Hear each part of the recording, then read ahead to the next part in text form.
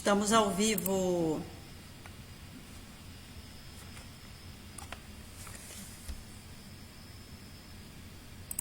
Estamos ao vivo. Demoramos um pouquinho, mas já estamos ao vivo, né? Aí é de praxe a gente dá uns minutinhos para o pessoal entrar. Ó, vamos ver aqui como é que tá. Enquanto isso eu vou acompanhando aqui como é que tá a sala.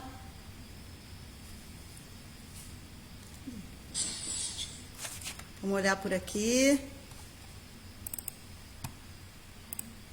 Não?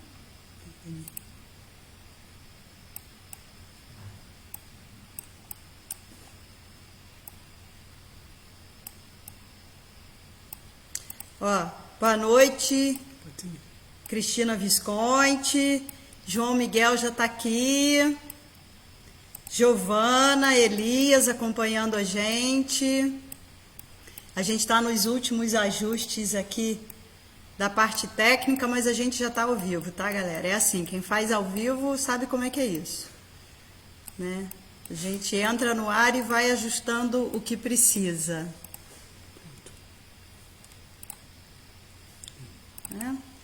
Estamos aqui, vamos ver, já tem uma galera acompanhando a gente aqui.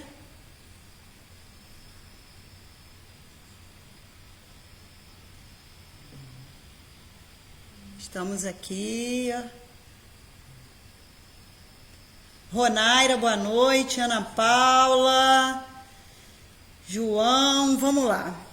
Gente, essa já é a nossa 10ª live. Eu falo nossa porque, na verdade, eu sou só a ferramenta de um conjunto de pessoas que vão dando ideias, vão sugerindo temas, e essa live não foi diferente disso, né? Em primeiro lugar, uma boa noite para cada um de vocês que está aqui, que vai bater esse papo com a gente hoje, demonstrando as experiências de vocês, né? Ao pessoal que está entrando aí, o João Miguel está pedindo para maximizar o OBS. Não entendo nada disso, estou lendo, ele pediu... Diz que já foi feito, a gente só repete, né? Então, muito bom ter vocês aqui, que vão falar, e as pessoas que estão nos acompanhando. Vou fazer uma breve introdução nesse tema que vocês, muito melhores do que eu, conhecem. Na verdade, hoje vai ser uma aula para mim, que eu tenho certeza que eu vou entrar uma pessoa e vou sair outra. E eu espero que assim aconteça com todas as pessoas que vão nos acompanhar, né? Ivone está aqui, Pedro Lima, Zalinha. Pedro Lima é um amigo do Rio de Janeiro, jovem, está sempre acompanhando aqui. Obrigada, Pedro. Vamos lá, gente. Há algum tempo, essas discussões acerca das ideias sobre diversidade, preconceito, desigualdade, elas têm vindo de forma, eu entendo, positiva para a nossa pauta. Porque quando a gente não fala do assunto, a gente pode fingir que ele não existe. E quando a gente começa a falar sobre, já é um primeiro passo para o reconhecimento de que essas questões existem, né? E a questão do preconceito, ela é uma questão que está arraigada na nossa cultura, no nosso cotidiano, a ponto de terem pessoas de acharem que ele nem existe mais, né? E assim, essas pessoas não o fazem por má fé ou por maldade, é porque é uma questão que já está tão introjetada que elas às vezes não conseguem nem perceber que estão tendo condutas que são extremamente preconceituosas, e aquilo vai se reproduzindo no nosso cotidiano, né? E esses preconceitos que são sociais, que são raciais, que são sexistas, eles vão passando historicamente por gerações afins, né? E a gente repete ele nas escolas, nas famílias, nos nossos espaços sociais, nos nossos espaços de convívio, e as pessoas passam, às vezes, por humilhações desnecessárias. O preconceito, ele não fere a pele, ele fere a alma, né? As pessoas que passam por esse preconceito, elas têm uma ferida na alma, e essa ferida pode acompanhar essas pessoas para o resto da vida, né? O Brasil é, segundo a Pesquisa Nacional de Amostra por Domicílio, né, do IBGE, composto por em torno de 56% de população negra. e depois vocês vão me ensinar se o termo certo é negro, preto, a gente vai debater isso no decorrer, eu tenho certeza que eu vou aprender isso com vocês, né? E aí a gente tem aqui, o IBGE trata os negros como os pretos e os pardos, mas eu quero ouvir como é que vocês que são estudiosos e que passam por isso têm esse entendimento, né?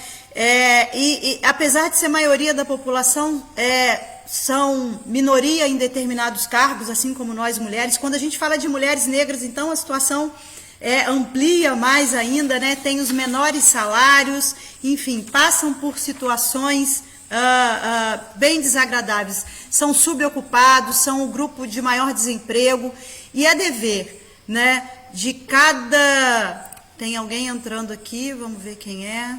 E é dever, eu acho que é o Wendel, e é dever de cada cidadão, de cada cidadã, contribuir para o aprimoramento dos processos democráticos, possibilitando que a gente vá minimizando essa questão do preconceito até que a gente chegue a um ponto em que a gente nem precise mais falar dele, porque ele realmente vai deixar de existir. E antes de começar, eu vou pedir licença para vocês para fazer aqui um relato, né, de uma pessoa que eu publiquei até no meu Facebook, e eu gostaria de começar a minha fala, só de completar com a fala dessa pessoa, que chama-se Ana Paula, é agente comunitária de saúde do bairro Liberdade, tem 45 anos.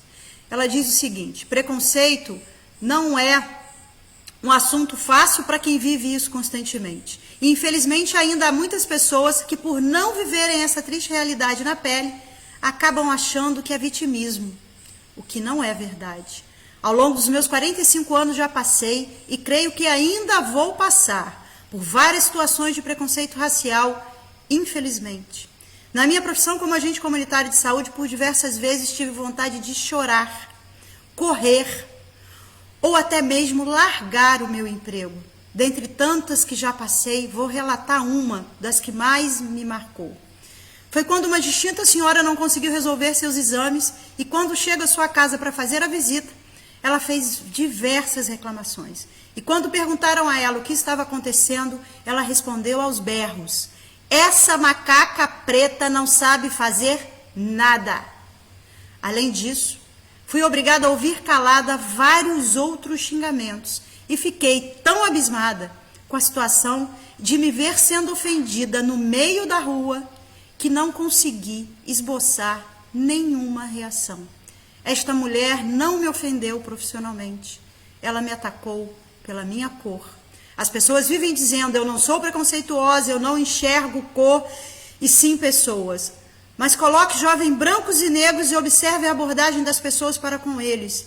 Ou como no vídeo acima, que esse texto foi publicado com vídeo, aquele vídeo do teste da mãozinha que muitos de vocês já devem ter visto, né? Observe como no vídeo a diferença na realidade da vida de cada um, considerando apenas o fato racial. A nós de pele preta cabe não se abater e não permitir que ditem a forma como vamos viver nossas vidas. Podemos até ter medo, mas devemos lutar todos os dias para que atitudes como as que eu falei acima e tantas outras sejam combatidas para termos algum dia um mundo mais justo.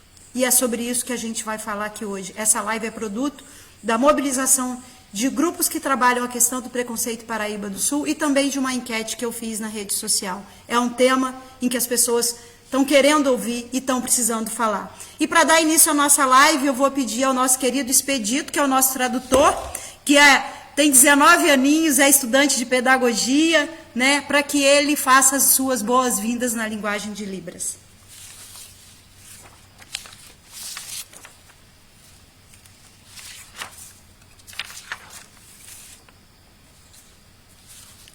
Obrigada, Expedito.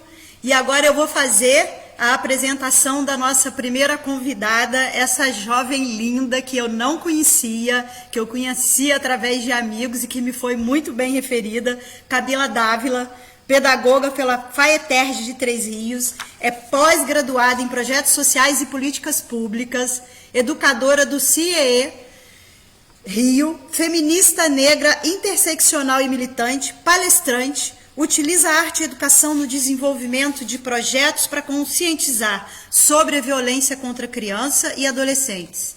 Incentiva a leitura com temas variados e recentemente começou postagens de conteúdo para um maior conhecimento da política. Camila falará sobre identidade, rompendo o silêncio. Camila, é um prazer ter você aqui conosco. E seus 5 minutos para as considerações iniciais. Muito obrigada pelo convite, né? É um prazer enorme dividir esse espaço com tantas pessoas, inclusive com a ex-professora lá da FAETERJ. Eu gosto muito de frisar quando as pessoas me perguntam, né? Você fez faculdade de onde? Eu sempre gosto de falar que eu fiz faculdade na FAETERJ de Três Rios, né? Porque se formar em pedagogia já não é fácil, e numa faculdade estadual, né, na cidade de Três Rios, esse processo ele foi muito mais difícil ainda.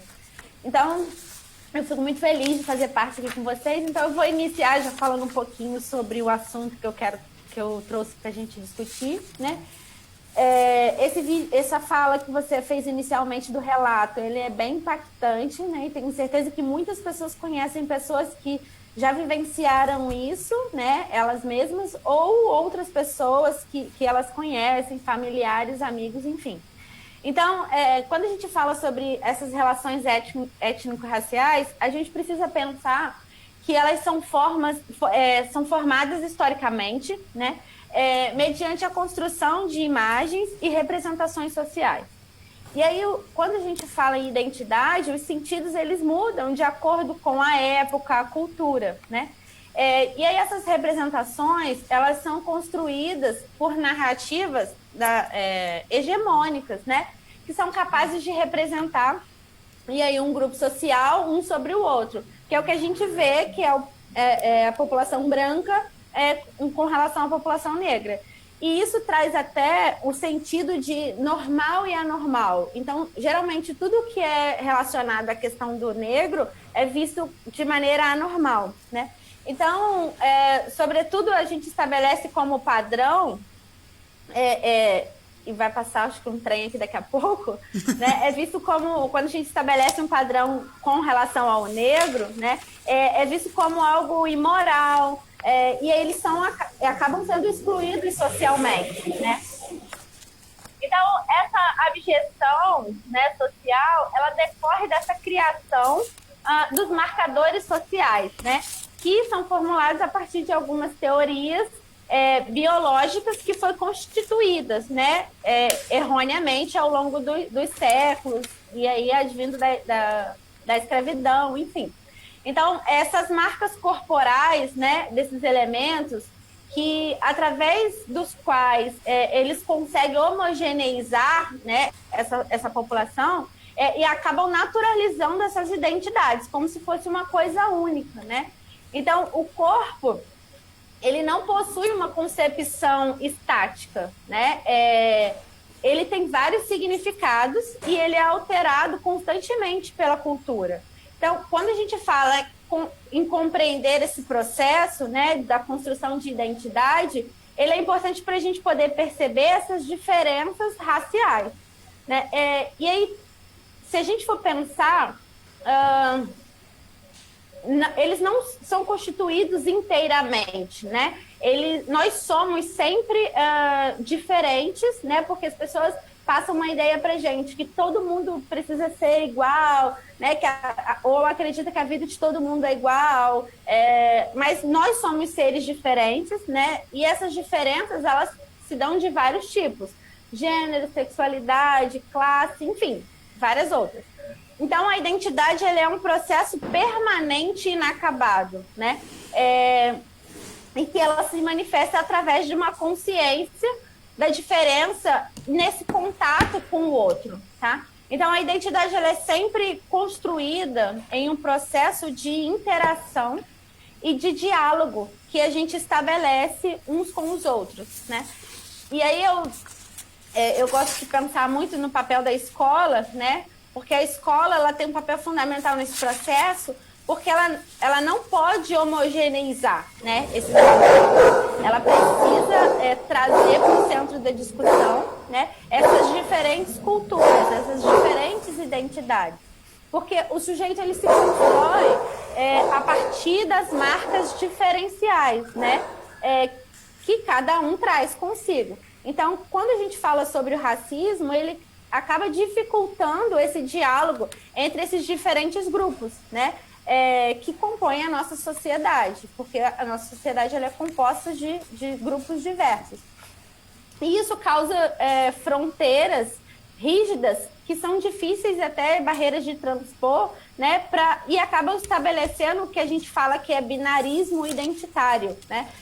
Que você percebe a identidade do ser negro e a identidade do ser branco. E acaba que a identidade do ser negro ela é vista de maneira muito negativa e tudo que é ligado à identidade do ser branco ela é vista de maneira positiva, né? Então, o racismo é uma forma, quando ele é visto dessa maneira, é uma forma de negação, né? Ou acaba mistificando aí o que a gente fala que é a alteridade da população negra, que é fixada, né, em estereótipos e acaba atribuindo uma essência de inferioridade e maldade à população negra, né? Então, para fechar aí minha introdução inicial, o negro ele acaba recebendo o que o Alberto Memmi ele chama de a marca do plural, que é um estigma relacionado à sua cor, que foi o que aconteceu com essa moça, que eu esqueci o nome dela, que você leu o relato, né? Uhum. Que acaba utilizando a questão da cor da pele dela como um elemento mesmo de estigmatizar aquelas pessoas. Acho que é isso. Obrigada, Camila, pelas suas considerações aí. Você falou de pontos importantes e eu anotei vários, mas tem dois assim que eu coloquei aqui, que é interação e diálogo. Hoje em dia a gente está tendo muita interação e pouco diálogo, e que é essencial em tudo que você falou aí, né? Para a gente reconhecer o que existe e tentar modificar, e depois você vai poder avançar mais. Muito obrigada aí pela sua fala. Nada. Agora a gente vai ouvir outra jovem, linda, poderosa. Essa eu já conheço, já convivo, é amiga da minha filha, né, Caroline Muniz, empreendedora de 27 anos, atuou em grupos de estudos e coletivos sobre questões raciais pela UFRJ e TR, né? E vai falar sobre colorismo. Carol, muito legal ter você aqui com a gente hoje. Estão me ouvindo direitinho? Boa noite, é um prazer estar aqui com tantas caras que eu já conhecia. Enfim, para introduzir o meu assunto, que é colorismo, que foi uma coisa que eu vivi, eu vou começar a introduzir como isso começou, né? Como eu cheguei até essa concepção de negro e de negra e essa concepção de colorismo. Eu estudei, né, na universidade, fiz graduação em 3 dias na UFRJ, e aí eu não tive... Primeiro, é importantíssimo a gente falar sobre epistemologia, ou seja, sobre biografia de pessoas negras, que eu não tive... Eu tive 2 professores negros só na minha graduação. Um eu tive aula, o outro eu não tive. E eu tive uma professora muito querida que me apresentou uma matéria que eu gostava muito, que ela começou a falar sobre racismo ambiental. Então, começou a abrir esse leque para mim, porque até então, enfim, o meu assunto casa muito bem com a da Camila, porque a gente fala sobre identidade, né? E eu tinha meu cabelo alisado, enfim, eu não me considerava negra. E aí o colorismo, para introduzir um pouquinho o colorismo é as diversas tons de pele que o negro tem, que é o negro da pele clara, né, e até o negro da pele retinta. Então, assim, primeira coisa, que essa identidade é construída pelo outro, né? Esfregam assim nessa cara, olha, você é negra. Aí eu, caramba, eu sou negra, né? Então, assim, para nossa cabeça, que é construída numa sociedade que tem um racismo estrutural, ou seja, o racismo está na estrutura, na economia, fundamentado na economia e na política, isso gera uma série de confusões, né? E aí eu comecei a me atentar sobre isso, aí veio o processo da transição capilar. A minha vivência, o colorismo, quando você se depara com o colorismo, quando você se enxerga negra, o colorismo é um mecanismo tão perfeito que ele te deixa num limbo, né? É um apagamento de identidade. Você não é branca para a sociedade e você também não é negra. Então, assim, eles criaram esse termo pardo para afastar mesmo a gente. Então, assim, O outro foi um professor que falou, olha, por que você não usa um turbante? Você é negra. Eu falei, caramba, eu sou negra, né? E aí? Né? E assim, a minha vivência, assim, de relacionamento, de pessoas, de música, de cultura, não condizia, eu sofri esse apagamento, né? Não condizia com a biografia, por exemplo, porque eu não tinha biografia de pessoas negras na universidade, não condizia. Aí você fica nesse processo muito louco de você começar do zero, porque assim, a gente cresce com epistemologias, com biografias, com filmes, com ideias de pessoas brancas, assim, eurocêntricas.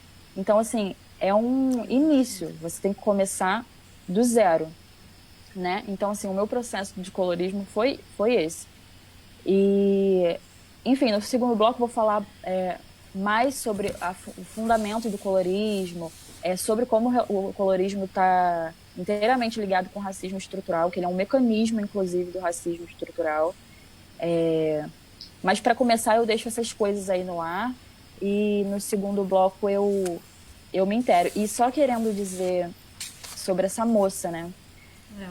Esse relato, porque o racismo, ele faz isso.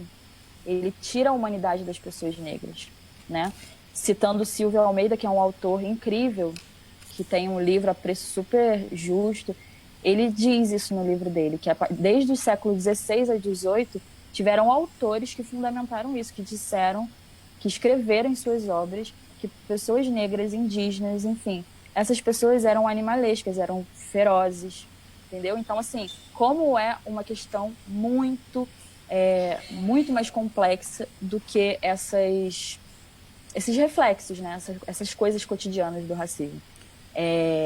A ponto de pessoas daquela época, do século XVI até o século XVIII, escreverem livros falando que aquelas pessoas... Isso é... Então tá, no segundo bloco eu me aprofundo mais. Conclui, meu amor, conclui. Então tá. Enfim, aí o racismo causa isso, né? Tira a humanidade, a dignidade da gente, associa a gente com uma coisa, né? Enfim, eu deixo essas coisas e no segundo bloco eu me aprofundo mais, tá? Valeu, querida, muito obrigada. Olha só, muito. Cecília tá falando assim, Carol e Camila, sou fã, né? Tem muitos amigos. Matheus Favone tá dizendo que meu microfone acho que andou fechado, acho que eu já abri, obrigada. E aí tem um comentário aqui da Vanderleia Leleia, eu tô tentando achar aqui, ela diz o seguinte, sofro preconceito por ter o rosto avermelhado, as pessoas debocham, mas graças a Deus tenho uma cabeça boa nos dias de hoje, mas já sofri muito por isso, né? É aquilo, as pessoas criam uma imagem do que eu falo que criam, a gente tem estereótipos do que tem que estar na caixinha, né? Não tá na caixinha, você começa a ser olhado diferente. A gente está aqui também com Alexandre Gurgel, meu querido companheiro pré-candidato a prefeito de Petrópolis. E Dalina, Ronaira, Zalinha, Eca Cabral fazendo comentários, Rui Vitorino, Pedro Nascimento, live importantíssima, né, Pedro? É isso aí. Obrigada, gente. Agora a gente vai ouvir um outro jovem, gente. Eu tô adorando essa live, porque temos aqui eu e a Isabela de uma geração mais experiente um pouquinho, né, Isabela? E o Expedito lindo fazendo a tradução em Libras e 3 jovens lindíssimos, super antenados e atuantes para falar sobre isso. E nosso próximo companheiro aqui vai ser o Wendel Romário. Ele tem apenas 21 anos e desde os 12 mora em Paraíba do Sul. Ele é filho da dona Miriam e do senhor Vandré. Tá no ensino médio e atualmente trabalha na Lengruber. E eu já soube que esse cara tem um trabalho muito legal na área onde ele atua, que ele é um cara muito participativo, quem me indicou ele também me falou muito bem, são amigos em comuns, e ele vai falar sobre racismo estrutural. Meu querido Wendel, um prazer ter você aqui conosco, seus 5 minutos para as suas considerações iniciais. Prazer estar aqui com essas moças aí belas, sabe muito, estou aprendendo aqui, e fui chamado aí para estar participando, fiquei muito feliz por ter sido indicado, e surpreso também, que até então, simples formando no ensino médio e tal, mas fico feliz, cara, por estar aqui, tendo voz para falar também, e a cidade precisa muito de ter esse tipo de diálogo, sabe, de falar sobre isso, de mostrar que existe, sim, e que tem que ser falado, tem que ser mostrado, E eu fui chamado e quando me perguntaram, eu falei, eu faço o racismo estrutural, vamos embora. E não é fácil, a gente sabe que existe, a gente sabe que tem. O racismo estrutural, ele está aí, é tudo aquilo que é normalizado hoje na sociedade, e a gente sabe que é racismo, ele é estrutural, ele está aí, vem sendo estruturado durante anos e anos, e chegou até aqui, e a gente sabe que ele existe, ele tem afastado muitos negros de chegar onde tem que ser colocado, e sabe que não tem ainda essa igualdade, ainda estamos buscando, mas eu espero que venha acrescentar aí. Eu estou muito feliz, cara, de estar participando com vocês. Estou nervoso bastante. E o racismo estrutural, ele vem sendo... Ele é aquilo que é tudo normalizado. Né? Aquele tipo de palavra que é normalizado, aquele pensamento que é normalizado, aquele gesto. E a gente sabe que de certa forma, quando falamos que é racismo, ele simplesmente é dito que não é. É o normal. Por que você quer mudar? Se já é a estrutura do país, é essa. Mas a estrutura foi criada em cima desse racismo. E a gente tem que mudar. E a gente muda como? Cara, dialogando, você tendo que a mente aberta para ouvir, entender, não sendo ignorante, porque a gente sabe que existe aquele ignorante que não quer ouvir, que não adianta, mas temos que dar o braço a você, porque sabemos sim que temos que mudar, cara. E essa deixa aí que eu tenho. Obrigada, meu querido, pela sua contribuição. Acabei de receber a informação aqui que a gente está ao vivo no Instagram também, tá, gente? Não estamos ao vivo no Instagram? Estamos ao vivo no Instagram também. Hoje a gente conseguiu, a galera hoje conseguiu. Estamos ao vivo no Instagram. Obrigada, Wendel, pela sua contribuição aí. Não precisa ficar nervoso. Ao vivo é assim, a gente erra, acerta, muda, sai do Instagram, vai pro Facebook, tem hora que tem legenda, que não tem. É assim mesmo, mas o mais importante disso tudo é a qualidade do nosso papo, é a qualidade daquilo que a gente está falando. E isso aqui eu não tenho a menor dúvida que a gente está com um padrão de pessoas de altíssima nível e qualidade. E agora a gente vai ouvir minha querida amiga, doutora de verdade, doutora Isabela Torres. Eu sempre brinco o seguinte, Isabela tá numa família que tem muitos médicos, e com todo respeito, os médicos da família da Isabela e outros que são meus amigos, eu falo que nessa família toda quem é doutora de verdade é a Isabela. Né? Ela é graduada em História, pós-graduada em Educação e Novas Tecnologias, mestre em História Social e doutora em Memória Social. Ela, antes de tudo, eu quero fazer propaganda do livro da Isabela, tá aqui, ó, Memórias de Afrodescendentes no Vale do Paraíba, da colônia agrícola Nossa Senhora da Piedade, ao bairro Vila Isabel, lugar de memória, história e esquecimento em Três Rios. Então, o Wendel, eu já falei com o Wendel sobre esse livro, ele já está na fila querendo o livro emprestado e eu vou entregar. E esse livro tem um carinho especial, porque eu tenho aqui uma dedicatória da Isabela, que foi feita para mim e para o Caio, quando a gente foi no lançamento do livro dela. Então, tem uma história legal, né? Isabela vai falar sobre escravidão africana, política de branqueamento, história e cultura afro-brasileira e africanas e educação das relações étnicos raciais. Muito bom ter você aqui com a gente hoje, minha amiga. Obrigada, Gisele. Eu é que tenho o maior prazer, né? Sempre gosto de falar sobre esse assunto, né? Quero dar boa noite a você, a Camila, a Caroline, ao Wendel, ao Expedito e todos os outros amigos, né? Conhecidos de Paraíba, Três Rios, que são pessoas que está bem conhecida aí nas redes sociais.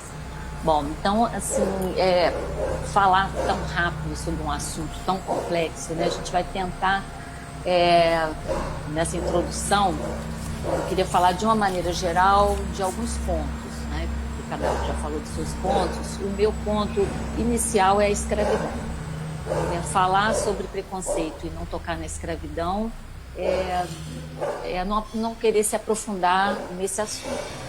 Então, a escravidão moderna, a escravidão africana, a escravidão de habitantes de um determinado continente, ela foi completamente diferente a partir do século XV de qualquer escravidão até aquele momento. Então, isso é uma característica muito importante e é preciso uma reflexão sobre isso, porque às vezes se diminui a importância da escravidão da população africana. Então, na realidade, foram retirados, né, e chegaram aqui no Novo Mundo, né, no século XV, 12 milhões de africanos. E sendo que para cada africano escravizado, um morria, na realidade a sangria, né, ela foi de 25 milhões, cerca de 25 milhões de africanos como vítimas desse processo. Então, a escravidão é um momento histórico que ele, com certeza, essa escravidão, ela vai marcar esse povo negro para sempre, né? E vai marcar nossa história, e vai marcar as Américas, e vai marcar praticamente o mundo inteiro, já que houve essa diáspora negra, né?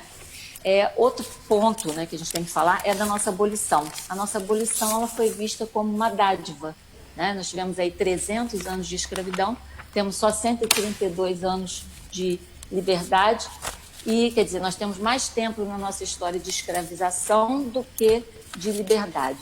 E a abolição foi vista como dádiva, ela não foi encarada como luta, como conflito, né, que as novas pesquisas a partir da década de 1980 vieram mostrando que o povo negro teve um protagonismo muito, muito grande, muito intenso na libertação da escravidão no Brasil. Outra coisa que a gente também tem que observar, que a partir da abolição, né, e da proclamação da República, a nossa sociedade ela se modificou. Então foi um processo muito dinâmico e acabou a escravização no país e iniciou um processo republicano que, vamos dizer assim, era uma esperança de muita mudança, de um processo de civilização.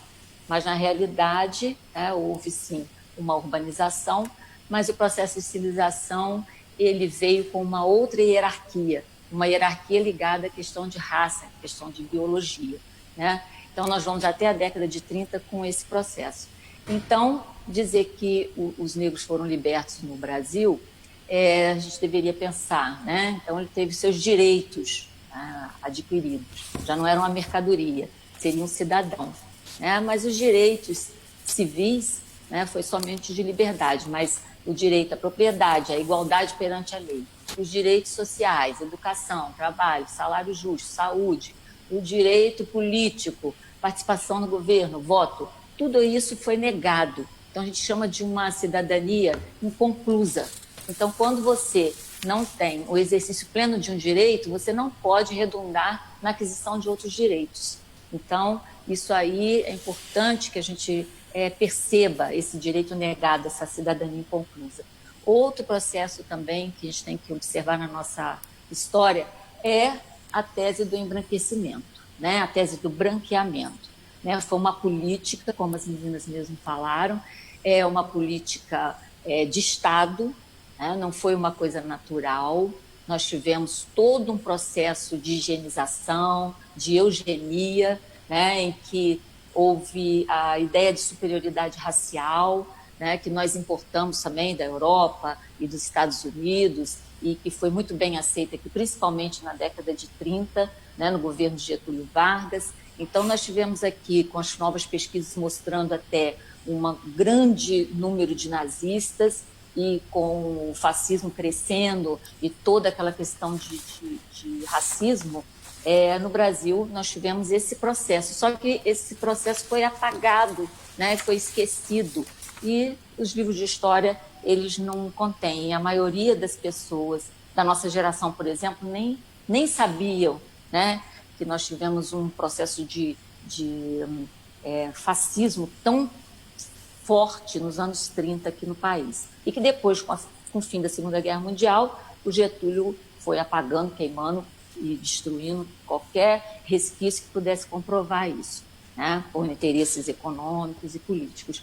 Então, no processo de branqueamento, era um processo de clareamento da população, porque se achava que se fosse miscigenando com a população branca, o branco era superior em termos de domínio biológico, né? Então, em 50, 200 anos, o negro desapareceria do país. Então, isso foi uma realidade, isso foi uma política bem orquestrada, né, em que a chegada dos imigrantes traria, né, vamos dizer assim, esse objetivo, né, esse objetivo seria alcançado, né, o clareamento da população. E junto com o clareamento da pele, também a interiorização dos modelos culturais brancos pelo segmento negro, né? Então a gente pode discutir isso depois, por que o negro, o negro também é racista, mas se o negro, naquela época, que fizesse uma certa ascensão, não se entregasse a esses modelos culturais brancos, ele não seria aceito, né? Então a gente vai falar isso aí mais na frente, e esses padrões de beleza branco, a questão, vamos dizer assim, em todos os sentidos, de mudança de cabelo, né? A ideia de que em cada família, se casasse com pessoas brancas, né, teria chance de melhorar a sua situação na sociedade, era uma coisa que era percebida, né? E eu vou fechar dizendo, então, que mais na frente eu quero falar ainda sobre essa questão da diferença, da desigualdade e da igualdade, que são 3 conceitos que a gente precisa trabalhar, e quero também falar que a saída, né, que nós temos para poder melhorar esse preconceito, essa discriminação racial no nosso país, é através da educação, né? A gente vai voltar a dizer da importância desse trabalho das leis, que eu vou falar um pouquinho também, das leis para a educação das relações étnico-raciais, para a educação para a história da África, para a história do povo afro-brasileiro. Então, a gente mais na frente aí, a gente continua. Gente, que aula, né? É simples assim, que aula. Tânia Vaz pediu para te falar o seguinte, Isabela, muito bom, Isabela. E a Regiane Carvalho falou que quer entrar na fila da leitura do livro também, da leitura do seu livro, né? Fico feliz. O Coia traz o seguinte comentário aqui pra gente: a abolição, que a meu ver foi uma balela, liberdade vigiada, existe um abismo entre o branco e o negro. E isso que o Coia está fazendo de comentário aqui está no relato de cada um de vocês que já passaram aqui. E eu estou dizendo com certeza, eu falo que o meu lugar de fala não é o lugar do preconceito racial, eu não vivencio isso. Né? Aí falaram para mim assim, mas olha só, como você vai falar sobre isso? Eu falei, não, eu não vou falar, eu vou aprender com as pessoas que vivenciam isso, porque eu quero colocar o meu lugar de fala à disposição do lugar de fala dessas pessoas. Né? A minha empatia, né? A minha capacidade de escuta e o meu olhar quer trazer para o meu lugar de fala essa experiência de vocês. Eu acho que esse é o caminho. Né? Eu não tenho esse lugar de fala, mas eu posso trazer e aprender com vocês e com todas as outras pessoas, inclusive para mudar o meu comportamento, que eu tenho certeza também que tenho muitas condutas arraigadas no meu cotidiano em virtude de tudo isso que vocês falaram. E para dar continuidade aqui, eu vou chamar a Camila para ela falar um pouco mais do que ela fez na sua introdução e que eu aqui no meu tempo cortador cortei para você dar continuidade na sua fala aí, querida. Obrigada, Isabela, agora com Camila. Bom, eu já estava no final mesmo. A Isabela falou que vai entrar na questão das leis, então eu não vou entrar nessa discussão, mas eu queria, já que a gente está falando aí, eu iniciei falando da identidade, né? E a gente está falando de educação. Quando eu chego na universidade que eu começo a ter o contato com um outro olhar em relação ao negro. Porque a educação que eu tive, né, todo o processo educacional, foi visto que o negro ele era vagabundo, que ele era preguiçoso, né, esse discurso que algumas pessoas ainda tentam embutir dentro da sociedade na atualidade. Então, foi essa educação que eu tive. Quando eu chego na universidade, eu tenho um outro olhar, né? Porque eu fui ter uma disciplina de cultura afro-brasileira e eu sempre falo em todo lugar que eu vou, não é porque ela está aqui, não é puxação de saco, mas foi nessa disciplina que o meu olhar ele começou a ser modificado. Porque eu comecei a me questionar, né? A levantar as questões que a minha mãe trazia. Porque, como a Isabela falou aí agora, nesse embranquecimento, a minha mãe, ela fazia isso com a gente, né? Eu fui saber do meu cabelo, conhecer o meu cabelo há pouco tempo, acho que 8 anos atrás, né? Que foi o início aí do meu processo de transição, que eu também tinha um cabelo liso como a Carol. Então, esse embranquecimento, ele estava totalmente ligado dentro da minha família. A minha mãe dizia que a gente precisava se relacionar com pessoas brancas, né? Porque ela queria, de fato, embranquecer. Então, foi na disciplina, na faculdade, que eu comecei a entender o que a minha mãe dizia, né? Por que ela se posicionava daquele modo. Entender como que as pessoas me olhavam diferente, por conta da relação do meu pai ser branco e a minha mãe negra. Então, foi ali que eu fui fazendo essa junção, né? Muito tardiamente. Então, olha no meu processo quanto tempo eu fiquei perdida. Porque na minha certidão eu olhava e lia que eu era parda. Mas eu não entendi o que aquilo significava, né? Como a Carol falou no colorismo, eu ficava meio perdida. O que isso significa, né? Eu não sou negra, nem sou branca, né? Então eu sou parda, é uma coisa inventada. Então, quando eu comecei a ler, né, na faculdade, foi que eu comecei a me interessar mais sobre o assunto. E fui ler o livro da Isabela, que foi o meu primeiro contato, né, com autores negros, porque até então eu nunca tinha lido ninguém, nem principalmente mulher, né, ainda. Então, foi ali que eu fui ter aquela leitura. Eu sou nascida e criada em Três Rios, morei um tempinho fora, mas sou nascida aqui, não conhecia a história do lugar onde eu moro, então tudo isso estava interligado na relação da estrutura familiar que eu vivia, no meio social que eu também fazia parte, que eu desconhecia totalmente. Então, quando o Wendel fala que o racismo ele está dentro dessa estrutura, para mim, esse racismo ele veio muito sutil, né? Porque eu não sou retinta. Então, o meu cabelo ele é cacheado, ele não é crespo. Então, quando a gente fala desse racismo, eu senti esse racismo de uma forma mais leve, relacionado a muitas outras pessoas, ao meu irmão, à minha mãe, por exemplo, que tinha esse objetivo de embranquecer a nossa família, né? Então, é isso.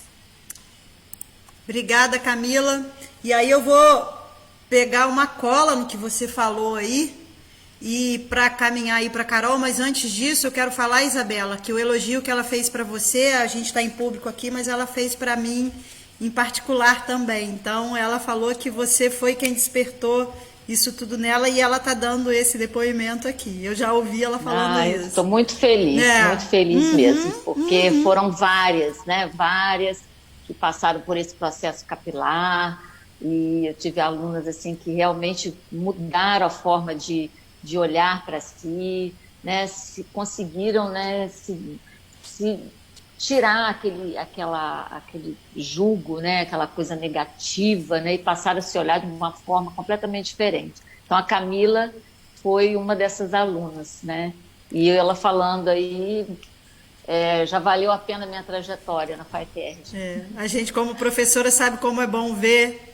né, que algo assim que a gente conseguiu mexer um pouco, né, com as pessoas. E aí, Carol... É a educação que muda mesmo. É a educação que muda, transformadora. É isso que a gente... Não é repetidora, é transformadora.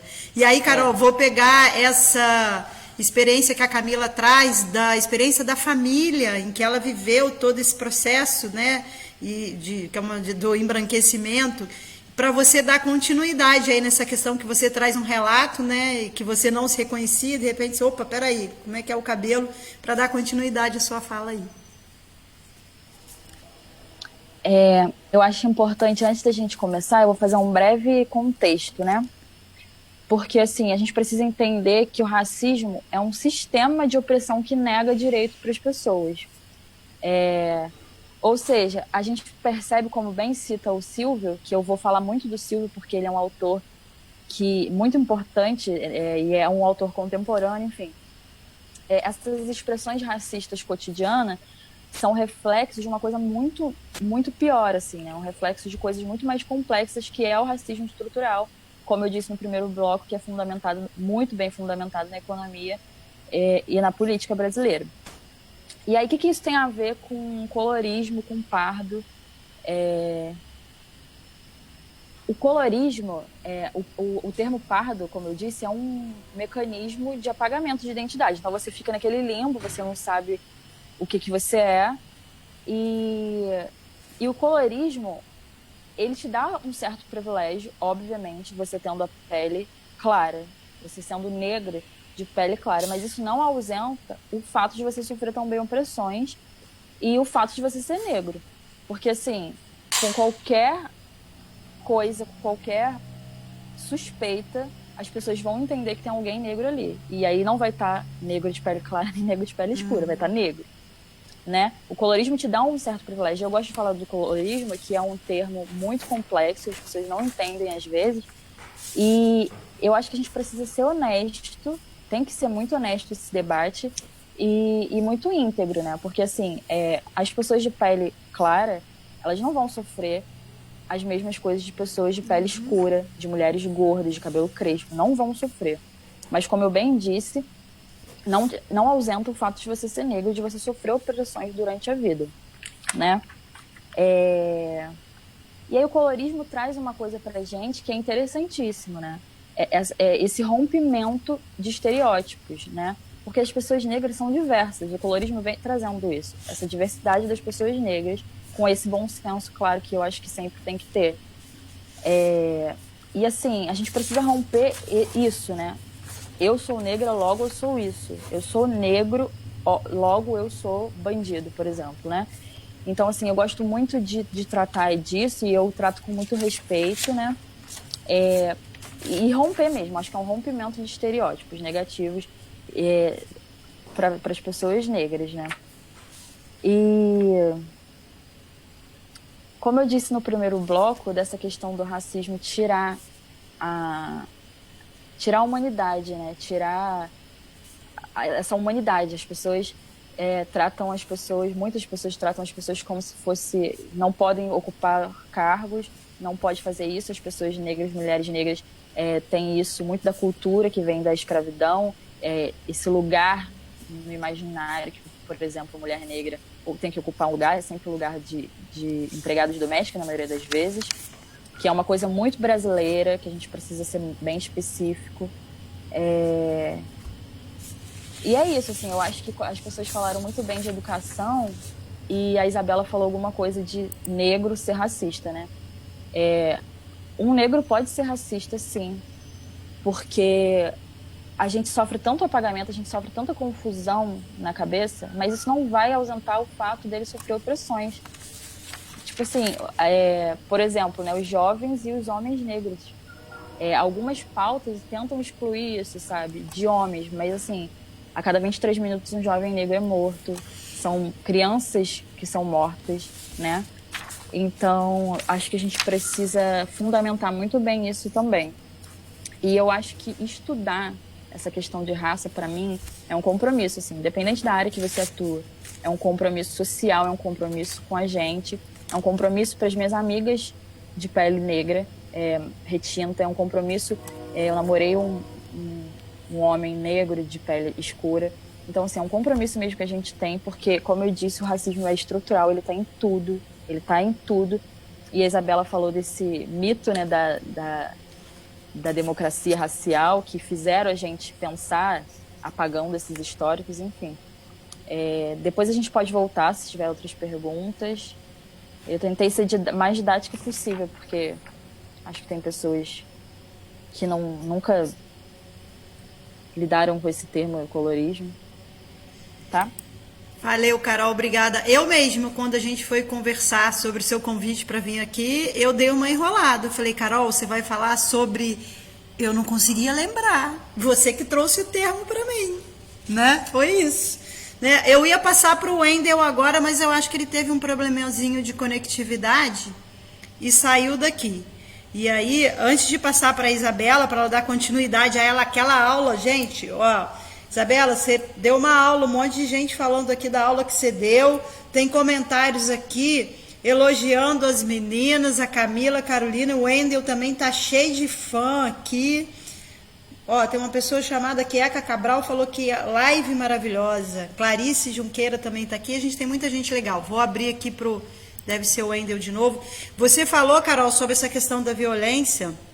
Esses dias, olhando um pouco o tema, tem uma análise que diz o seguinte: a taxa de homicídio por 100 mil habitantes em jovens de 15 a 29 anos, grupos de 15 a 29 anos. Os jovens pretos e pardos, a taxa é de 98,5 por 100 mil, no caso dos jovens pretos e pardos. Nos brancos é 34 por 100 mil. Tá aí já a diferença, né? Então, eu vou agora passar para a Isabela continuar e depois a gente volta com o Wendel. Wendel, eu ia passar para você, mas você tinha saído, a gente passou para a Isabela, daqui a pouquinho a gente volta para você. Tá bom? Bom, que bom que as pessoas estão gostando, né, Gitélia? Então, sim. Como a Caroline falou, né, que eu estava dizendo da questão do branqueamento, e uma coisa que inicia sempre, né, sempre inicio a disciplina de cultura afro-brasileira e história africana, é assumir que todos nós somos racistas, porque a sociedade, ela é racista. Então, se nós estamos afirmando que a sociedade é racista, você faz parte dessa sociedade. Então, todos nós temos que nos ver como racista, porque a nossa educação foi racista. Então, esse processo histórico é um processo que tem que ser desconstruído, porque é o que a Camila falou, houve uma desconstrução quando ela foi para a universidade, e infelizmente foi só quando ela foi para a universidade. E assim como a Camila está falando, né, o colorismo, a Camila talvez não é, né, por não ser retinta, né, com certeza ela não sofreu discriminação e preconceito como o negro retinto. Então, é muito triste você ver que uma pessoa passa por toda a infância, toda a adolescência, né, e vai na fase adulta, e quando ela consegue ainda avançar para uma universidade, ali ela consegue entender, né, quem ela é, assim como a Camila entendeu. Mas a maioria não consegue isso, não é?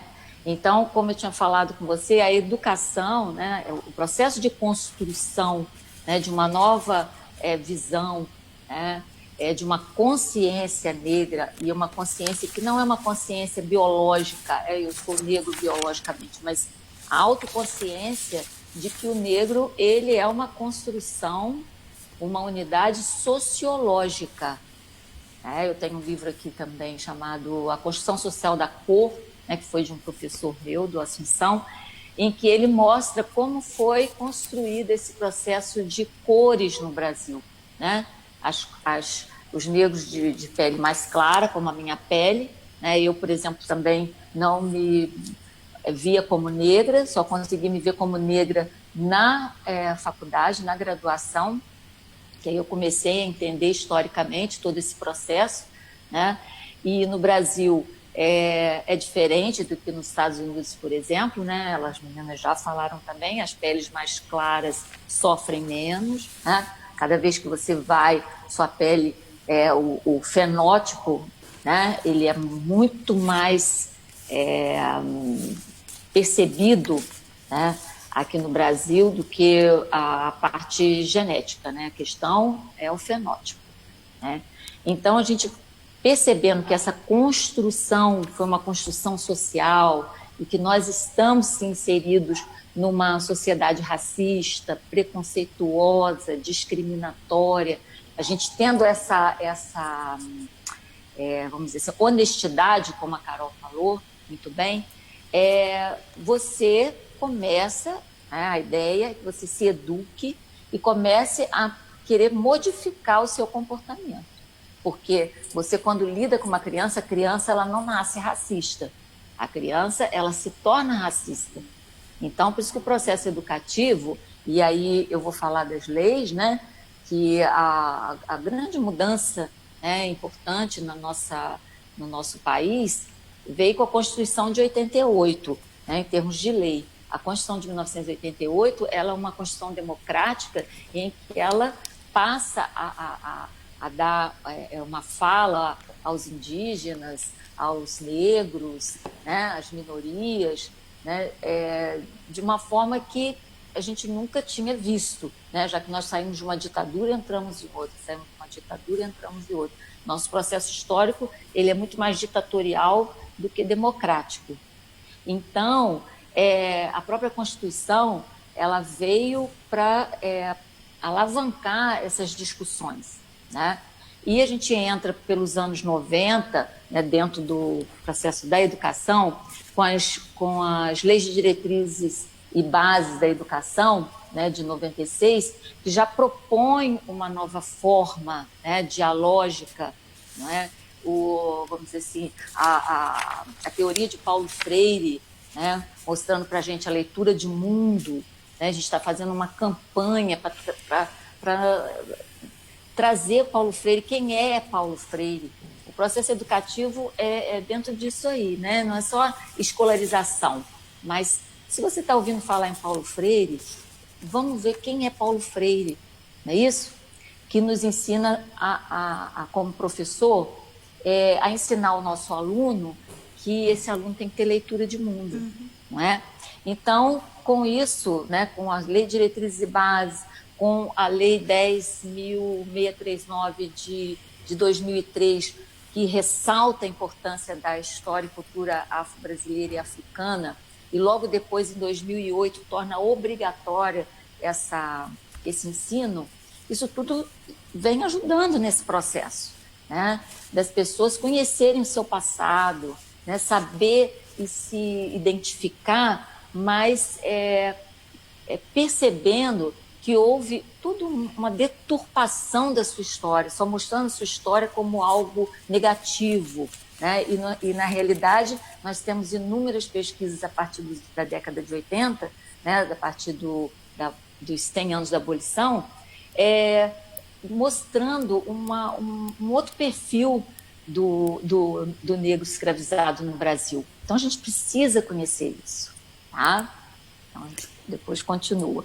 Então, o processo educativo, ele é fundamental, né? E como a Carolina está falando, você não precisa estar escolarizada para ter conhecimento. Compra seus livros, compra os livros de história, né? No Brasil, a história é vista de uma forma muito sem valor, né? Mas um povo que não sabe a sua história, como é que ele vai construir a sua sociedade, não é? Então, eu estou aqui para defender a educação e defender a história. Valeu, Isabela, dando um show, né? E defender a educação, eu acho que é a nossa pauta principal. Eu, pelo menos, como pedagoga, como gestora de saúde, como gestora pública, como cidadã, defendo a educação, a educação, a educação. Porque um povo que tem educação, que tem cultura, que conhece a sua história, deixa de ser soldadinho, né? Passa a ser cabeça pensante, como você usou Paulo Freire, passa a fazer a sua leitura de mundo e ter a sua visão de mundo e deixa de ser repetidor, né? Paulo Freire está sendo tão atacado, não é à toa, né? Paulo Freire fala que a gente tem que ensinar as pessoas a pensarem. E quando as pessoas pensam, elas não balançam a cabeça o tempo inteiro. Mas é esse mundo que a gente quer. Eu, pelo menos, é esse mundo que eu quero. E aí, Wendel, vou aproveitar que você voltou aqui com a gente para você poder falar. Eu não sei se... Ih, o Wendel saiu de novo? Tá aqui, tá aqui. Para você dar continuidade aí à questão do racismo estrutural e, se possível, se puder exemplificar, se você vivenciou na sua vida essas questões, vivencia, né? Dividir um pouco com a gente essa sua experiência. Então, vamos lá. Foi bom as meninas falarem sobre a autoaceitação, né? De você se aceitar como negro e reconhecer que você é. Eu, desde novo, sempre fui retinto, né? E na escola, eu lembro que uma vez a professora de artes da escola, a gente brincando com lápis, coisas do tipo, eu falei que a minha cor era preta. Aí nisso ela falou, não, preto é lápis. Aí eu falei, ué, então por que esse preto é lápis? Esse preto aqui, essa cor aqui, que é a cor de pele, você diz que é cor de pele. Ela não soube me responder. Nisso ela ficou vermelha, ficou assim, sem o que falar sobre aquilo.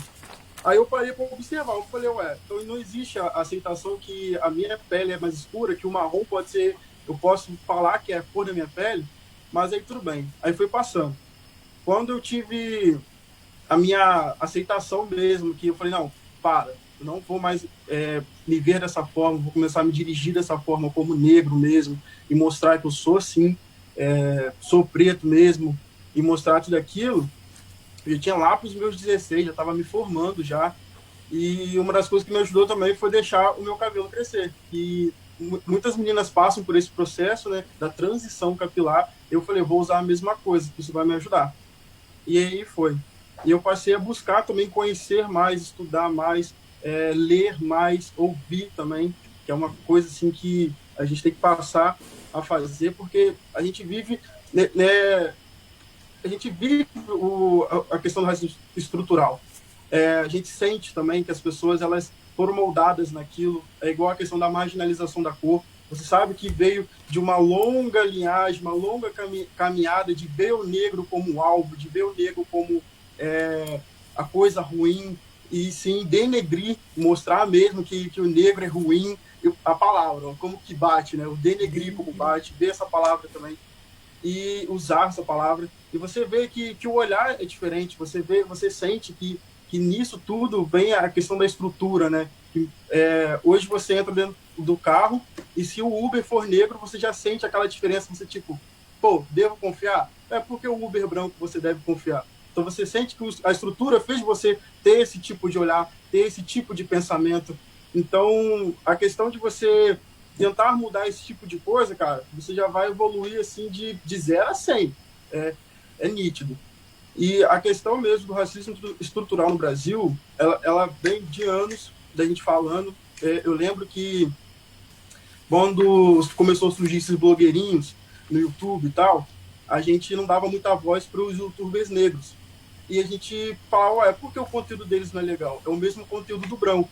Mas você passava a ver o negro como fútil. Você falava, poxa, não é legal. Não é porque o dele não é legal. Aí você via a questão da visibilidade. Ué, mas por que você não vê o negro bem? Você não vê a questão dele bem? Então, a questão você vai pegando pequenos pontos e falando, você passa a observar, por que nesse local não tem? Por que o negro não é bem visto aqui? Por que o frente de loja não é negro? Por que o gerente não é negro? Por que o supervisor não é negro? Aí você vai vendo. Aí você vai entendendo o que é a estrutura toda em si, entende? O que a estrutura fez com o negro? Ele tem a mesma capacidade para estar ali, entendeu? Mas a estrutura fez com que ele não estivesse ali. Eu fico assim, maravilhado em ver essa mulher aí, a Isabela, mostrando mesmo, cara, sou apaixonado mesmo pelo seu trabalho, por ti, sinceramente, e tô doido para ler seu livro, que, ó, na moral mesmo, tô muito feliz mesmo por ver essas negras lindas representando aqui, porque realmente a representatividade que eu tô tendo aqui, e por eu ser homem, acreditar que vocês são minha representatividade é uma coisa muito grande para mim mesmo, que eu desconstruí durante muitos anos. E, cara, muito obrigado. Valeu, Wendel. Obrigado por esse depoimento que vem de dentro, que é o depoimento de vida. E quero te dizer que seu cabelo é lindo. Sério, muito legal. Obrigado. Né? É muito legal, como você falou da sua história e tem a sua identidade, né? E tem que valorizar mesmo essa sua identidade. Tem alguns comentários aqui, deixa eu ver se eu consigo pegar algumas coisas. A Denise Tomé fala o seguinte: principalmente na nossa região do Médio Paraíba do Sul, precisamos desse processo educativo desde criança, né? E aí a Ana Lúcia pega aqui o carona no que a Isabela falou. Verdade, não nascemos racistas, a sociedade influencia as pessoas, mas as que têm uma boa educação e caráter lutam contra todo tipo de racismo. Somos todos iguais, nascemos e morremos, a Ana Lúcia trouxe. Tem uma pergunta aqui da Ronaira, que vai para a Isabela. Ela diz o seguinte: o que é preciso aprender e evitar para nos tornarmos antirracistas? Boa noite, Ronaira. Quando a gente está falando dessas leis, né, que são leis a partir da década de 90, né, e 2003, são leis, né, que modificam a forma de se trabalhar nas escolas, né? As escolas, você mesmo deve ter estudado, os nossos livros de história, eles são livros que contam a história dos europeus, né? Então a gente já começava, e isso até bem pouco tempo vinha sendo feito assim, né? A gente está falando aqui agora dos anos 90 para cá, né? Descobrimento do Brasil, né? A ideia de que o índio não queria trabalhar e, na realidade, o indígena foi escravizado durante muito tempo, né? Então é uma outra história. É igual nossa região aqui, parece que os índios desapareceram, mas toda a violência que envolveu o desaparecimento dos indígenas, por exemplo, aqui na nossa região, ninguém sabe. Não existe uma história construída sobre isso. Os bandeirantes passaram por aqui, abriram uma vila, mas onde os indígenas entram nessa situação? Eles desaparecem. Então, foi um processo altamente violento. Então, a nossa região aqui, por exemplo, no Vale do Paraíba, é uma região de base, de raízes históricas muito violentas na questão de terra, já começa com os indígenas, né? Depois a questão dos negros, nos livros de história, o negro era escravizado, ficava lá no tronco, depois foi abolida a escravidão com a princesa Isabel, a partir daí, daqui a pouco chegam os imigrantes, e aí a nossa história foi toda contada, né, de uma forma que a gente chama de europeizante. Então, como aprender agora essa outra forma, né? Os livros didáticos, eles vêm sofrendo mudanças, mas eu mesmo escolhia livros didáticos nos anos 90 para 2000, que a gente procurava, né, a diretora da escola dava essa liberdade para a gente, de pesquisas mais novas, textos, introduzindo história da África, né? História afro-brasileira, quer dizer, os africanos, o que se tinha ideia, né, do continente africano era do Tarzan, da Jane, da selva, né, do leão, da zebra, não é? Agora, a estrutura da África, os impérios, né, até mesmo o Egito ele foi colocado como história das civilizações. E durante muito tempo nem se percebia que o Egito pertencia à África, mesmo porque o continente África, né, como ele se apresenta, ele foi construído também pelos europeus, né, toda a divisão territorial, né, os próprios africanos, vamos dizer assim, eles não viam o continente como África, porque eram muitos impérios, tribos, eram culturas diferenciadas, riquíssimas, né? A gente conhece a história do Egito, e para a história do Egito virar história da África, foi um processo de mudança, né, no ensino, na forma de contar a história. Então, Ronaira, como fazer para poder ensinar e fazer com que as crianças e a nossa sociedade, de uma maneira geral, tenha um outro olhar para a história da África e para a formação da cultura afro-brasileira, é toda uma transformação que tem sido feita durante décadas, né? E que a gente tem que lutar muito para essa mudança ela ter continuidade, porque a gente fica com medo de ter um rompimento nesse processo que vem acontecendo. E eu acompanhei porque justamente nos anos 90 eu dei aula desde a terceira série, né, antiga primário, né, que hoje é o 4º ano do ensino fundamental. Passei por todas as séries do ensino fundamental até o ensino médio e fui para a Faculdade de Pedagogia trabalhar com a cultura afro-brasileira. Então eu peguei todo esse processo de transformação, né, em que a cultura africana ela começou a aparecer, né, a história da África, e que ainda é desconhecida de muita gente, né, como eu falei para você, o Egito as pessoas nem viam como parte da África, né? A cultura afro-brasileira, que ela já é rica, por quê? Porque o africano ele vem para cá nu, ele não traz nada, ele vem com um pano amarrado. E como explicar essa memória que se formou, né, com a cultura afro-brasileira, que não é a cultura afro-brasileira, ela é diferente da cultura africana. A cultura afro-brasileira, ela tem as suas características, mas ela tem a memória africana trazida no corpo, na dança, na religiosidade, na alimentação, na fala, né? Que, embora tenha sido muito atacada, né? Ela é tão forte que até hoje ela permanece no nosso país. Né? Você vê que nos Estados Unidos ela foi arrasada, né? Foi massacrada. A nossa aqui, ela conseguiu, né, se manter. Então, é isso, Ronaira, é fazer esse estudo histórico completamente diferente do que se fez no passado, e a formação de professores, e eu fico muito feliz da Camila e outros alunos terem realmente conseguido, né, assimilar o que eu tentava passar, porque a minha disciplina ela era eletiva, ela não é uma disciplina da matriz curricular, que é uma outra discussão que nós tínhamos lá na faculdade, de transformar em uma disciplina, porque a partir do momento que sai um professor que não é mais de história e não está envolvido com esse assunto, ela pode muito bem não acontecer. E a gente sabe que é importante que aconteça na formação de professores essa discussão para que eles levem para as escolas e dê continuidade a essa lei, né? Que ela é obrigatória, mas que ela não tem se cumprido.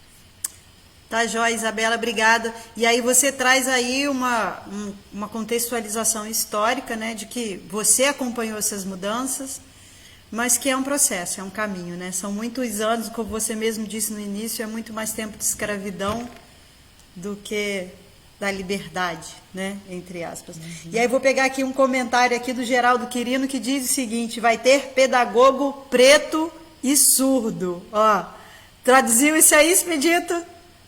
Essa é para o Geraldo.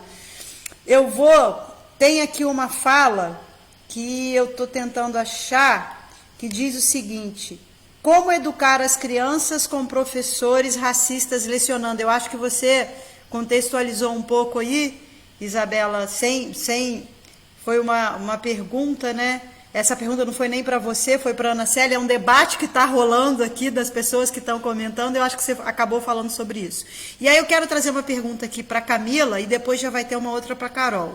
Né? A da Camila é o seguinte, com base num comentário que tem aqui, da Ana Célia, que diz o seguinte: a mulher negra é outra questão, né? As mulheres negras têm o que é chamado de tripla discriminação, da questão da raça, da classe e do sexo. Você pode falar um pouco sobre isso pra gente, Camila? Depois eu vou para você, tá, Carol? Bom, realmente foi o que a Isabela falou lá no início, né? Pra gente pensar e discutir sobre isso, a gente precisa voltar e pensar nesse período de escravidão que nós vivemos aí durante séculos. Então, as mulheres nesse período, elas não eram vistas como mulheres, né? Elas eram mais um objeto. Primeiro, uma força de trabalho exclusiva, né? E os corpos objetificados a todo momento por conta dos estupros, enfim, com o discurso de miscigenação que a gente tinha. Então, quando a gente vai avançando isso, né, no longo dos anos, o olhar que a gente tem ainda em cima da mulher negra, em sua maioria, ainda é esse, né? Então, foi a partir das discussões sobre representatividade que a gente começou a estudar mais, que a gente começou a ler mais sobre essas questões, essa produção, porque até então a gente tinha muita produção sobre a nossa história por pessoas brancas. Pessoas brancas escreviam e pesquisavam sobre a nossa história. Então, a partir do momento que a gente acessa a universidade e aí que a gente começa a pesquisar sobre a nossa trajetória, né, sobre a nossa identidade, esse olhar, né, essas produções, ela começa a ser acessada por muitas outras pessoas. Então, a gente, enquanto mulher, a gente começa a ter um olhar diferente sobre a nossa história, e esse olhar também, ele é visto por outras pessoas. Então, é muito difícil ainda quando a gente fala em ser mulher, né? Como eu falei, o primeiro livro que eu leio, eu sempre gostei de ler, desde a infância. Mas eu fui ler uma autora mulher e negra na universidade. Eu entrei na universidade tarde, eu já tinha 28 anos. Então, olha quanto tempo que a gente demora, né, para ter isso. E aí as mulheres elas acabam estando, né, dentro de um espaço, de um lugar muito marcado, né, a mulher negra como empregada doméstica, né, no trabalho braçal ou no trabalho do cuidar. Essa mulher ela não está presente em outras esferas, dando aula nas universidades, ocupando cargos de liderança dentro das empresas. Então, esse processo, ele é muito difícil, mas quando a gente começa a estudar, a entender mais sobre a estrutura do racismo, a gente vai começando a buscar esses lugares, a alcançar essas estruturas, né? Na política, por exemplo, a gente tem tínhamos muito poucas mulheres. A gente está vendo essa situação modificar. A gente também agora tem as mulheres negras. Então, a mulher negra hoje ela consegue entender o espaço dela e ela consegue ocupar esses espaços. E aí a representatividade ela é fundamental nesse processo, porque quando a gente começa a enxergar na televisão, nos livros, na mídia em geral, essas mulheres, a gente consegue olhar para si e falar, se elas alcançam, eu também posso, né? Porque esse processo é um processo muito complicado. Eu vou para a universidade, mas para concluir a universidade, eu tenho vários impasses, né? Promovidos pelo Estado e também promovidos pela questão familiar. Então, ascender socialmente é muito complicado, né? Principalmente para a mulher negra. Não sei se eu respondi o que ela queria, né? Mas é isso. Respondeu sim. Você colocou exatamente qual é a dificuldade da mulher e da mulher negra, né? E você trouxe uma coisa legal, né? A ocupação dos espaços das mulheres, especificamente das mulheres negras nos espaços, ela é muito restrita, né? E para a gente falar de política pública representativa, não dá para falar de política pública representativa construída por um conjunto de homens brancos. E aí eu não estou criticando ninguém, eu estou falando de um dado de realidade. O nosso espaço político é representado por um conjunto de homens brancos, né? E o nosso país não é constituído por um conjunto de homens brancos. O nosso país é diverso, né? A gente tem homens e mulheres. Eu claro. Já acabei, mas só para. Claro. Mas isso também tem a ver com a gente não se vê nesse espaço, porque o espaço político ele não era um espaço aberto para as mulheres, né? Os homens dominavam esse espaço. Então, ver uma mulher na política era algo depreciativo, né? Os homens não queriam que as mulheres ocupassem esse espaço. Então, até para que a gente se enxergue nesse espaço, ainda é desafiador. Isso aí, Camila, ainda é desafiador, mas nem por isso a gente vai deixar de ocupar esse espaço, né? E aí eu tenho duas perguntas agora, uma vai para Carol e a próxima é para você, tá, Wendel? Para você, Carol, é do Léo Correia, que diz o seguinte: Carol, como é a fala de uma mulher que luta contra o racismo e o machismo? Sou seu fã. Palavras do Léo Correia para você. Eu acho que, como a Camila disse, a mulher negra na sociedade brasileira, ela é muito complexa a situação da mulher negra, porque ela não é homem branco e nem ela é homem branco e nem homem, porque assim, o homem negro sofre muito, ele morre muito, se mata muito, mas ele ainda é homem, né? Então, assim, as mulheres negras sofrem um apagamento terrível. E aí, falando socialmente, as mulheres negras são as últimas da pirâmide, né? A pirâmide social, a mulher negra é a última, porque ela tem esse trabalho de cuidadora, empregada doméstica, é como se fosse um lugar, né, que a sociedade criou no imaginário, que as mulheres negras precisam ocupar. Então, assim, falando de bom senso, falando da minha experiência, eu não gosto muito de dar exemplos pessoais, mas já que o Léo perguntou, eu tenho a pele clara, né? Enfim, eu tenho N privilégios, mas em comparação de mulheres brancas, por exemplo, na minha área que eu trabalho, é diferente, sempre vai ser, né? A gente está numa sociedade racista, então, assim, as oportunidades é diferente, o olhar é diferente, então a luta é muito, muito maior. E aí eu queria falar sobre uma coisa de resistência, que as pessoas acham que o Brasil não é resistente, que não tem resistência. Por que não faz isso? A gente é muito resistente. A gente precisa lembrar que o Brasil é um país extremamente violento, é um país grande. A Isabela falou dessa comparação dos Estados Unidos, as pessoas ficam comparando muito com os Estados Unidos, mas assim, os Estados Unidos teve uma lei, né, que é o Jim Crow, que era a lei do apartheid, no Brasil não teve. No Brasil teve toda essa coisa velada do racismo, dessa democracia racial, enfim. E aí a gente já puxando de novo para o racismo estrutural. Então, assim, a mulher negra na sociedade brasileira, ela fica num vácuo, né? Num limbo de não ser homem branco, de não ser homem negro, e é complexo, assim, a gente precisa enxergar, e assim, tudo passa pela educação, e quando as mulheres negras e a população negra no geral não se enxerga como negra, ou acha que o racismo não existe, não, isso não faz parte, a gente precisa, né, de políticas públicas, de cota, para que as pessoas estudem, para as pessoas comecem a entender, porque as pessoas só vão mudar esse pensamento quando elas entenderem esses processos, né? Isso é muito importante, a educação. Por isso que eu friso muito que a importância da gente ter uma educação para a gente se conhecer a nossa própria história, sabe? E a gente precisa de juízas, né? Acho que no judiciário 1%, de 1 a 2% são pessoas negras ao total. Como que um judiciário julga um judiciário majoritariamente branco, né, que foi de carro para o cursinho, julga uma pessoa negra, enfim, é muito complexo. Então a gente precisa ocupar esses espaços, as mulheres negras principalmente. As mulheres negras sempre estavam na resistência, na história do Brasil, pós-escravidão, na escravidão, sempre tiveram aí produzindo suas coisas, e só que sofreram esse apagamento, né?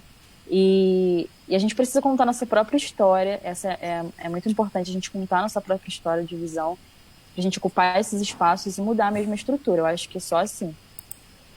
Valeu, Carol, obrigada aí. E aí o que você falou dessa ocupação do espaço, linka um pouco com o que a gente falou anteriormente, né? Eu vou falar de novo, eu sou repetitiva nisso, mas a gente só vai ter política pública de verdade quando a política pública for feita pela diversidade que é o nosso país, não é? Porque, como eu falei no início, o meu lugar de fala não pode ser o lugar de fala de vocês. Eu posso até aprender com vocês e trazer a fala de vocês para cá, mas eu não posso falar daquilo que eu não vivo, a menos que eu escute. A gente tem que falar junto, porque a minha fala nunca vai ser igual a de vocês. Por mais que eu me mobilize e queira, né? A gente tem que falar junto, né? E hoje ainda tem um tempinho ainda? Claro, amor, claro. Eu queria só indicar 3 livros que eu trouxe aqui. Pode? Pode, claro. Eu vou anotar para depois a gente divulgar nas redes sociais. Porque tem tudo a ver com esse processo de conhecimento, esse processo de estereótipo, enfim. O primeiro, e são livros super acessíveis, tá? De 20 a 24 reais no máximo. Eu trouxe 3 livros. Um é da Chimamanda, que é O Perigo de uma História Única. Você lê em 20 minutos. Só que, para quem está começando assim, essa descoberta, ele é ótimo. E aí eu queria só ler um trechinho, é muito pequenininho. Que ela diz: as histórias importam, muitas histórias importam. As histórias foram usadas para caluniar, mas também podem ser usadas para empoderar e humanizar. Elas podem despedaçar a dignidade de um povo, mas também pode reparar essa dignidade despedaçada. Então ela fala dessa história única, né? Que nós, como sociedade brasileira, a gente tem essa história única dos países da África, enfim, é bem interessante esse livro. Um que é o Racismo Estrutural, do Silvio Almeida, que ele faz um apanhado de histórico, um apanhado econômico, político e social incrível, assim, eu li 10 páginas, 10 primeiras páginas você entende sobre história, é perfeito esse livro.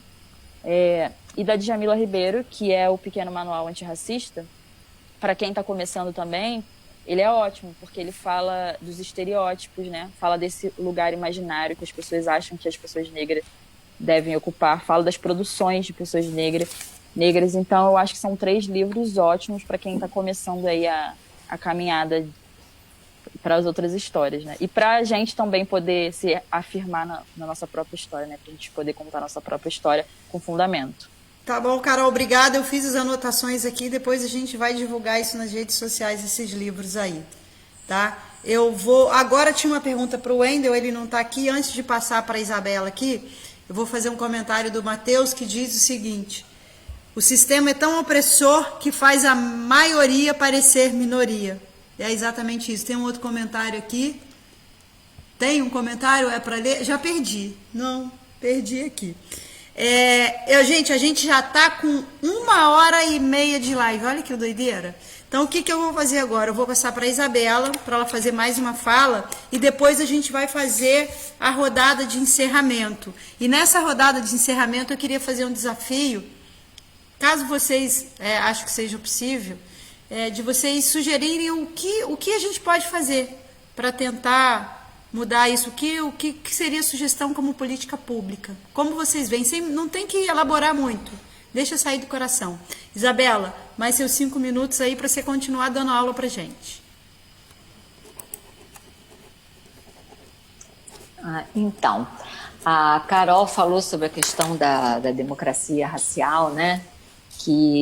Daquela questão que eu falei, que muita gente acha, né? Quando a gente começa a dar aula, mesmo para a formação de professores, né?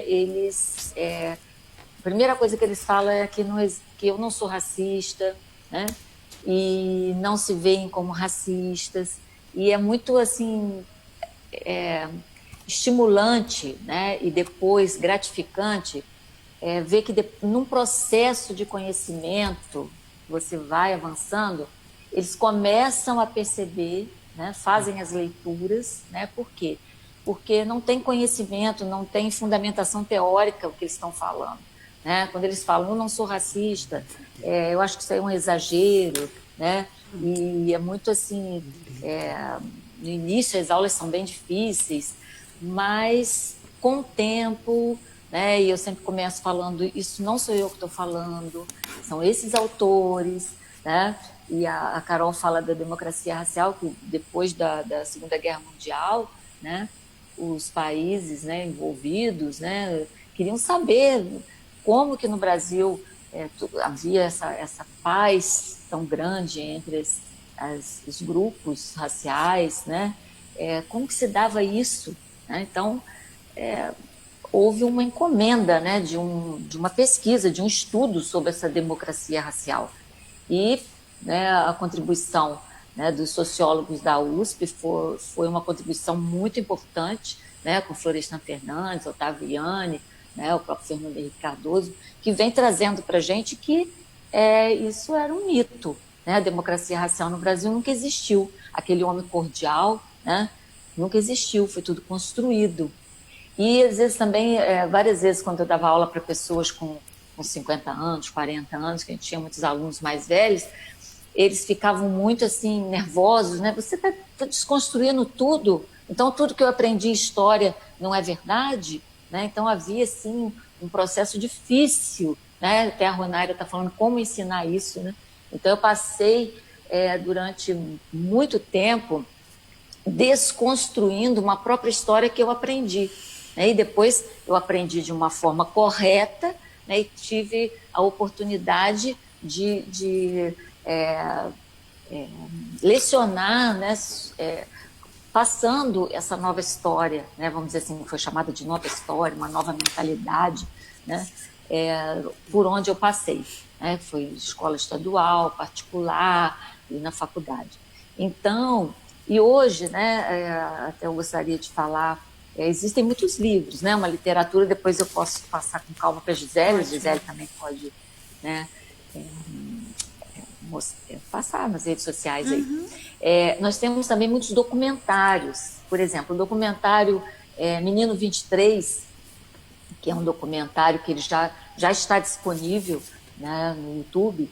É um documentário que ganhou prêmio, é um documentário belíssimo, que uma pesquisa nova, né, essa questão que eu falei do Partido Nazista no Brasil, né, então esse pesquisador, ele descobre, né, uma fazenda onde esses fazendeiros no interior de São Paulo, eles eram nazistas e tiveram um processo de escravização de crianças, né, vieram num orfanato no Rio de Janeiro, no período do governo de Getúlio Vargas, e leva uma quantidade grande, né, assim, de 50 crianças para essa fazenda, para trabalho, né, semi-escravo, mas é um documentário excelente que eu indico, né? O Menino 23, eu passei para minha mãe ver, porque minha mãe tinha o Getúlio Vargas assim como pai dos pobres, aquela coisa toda.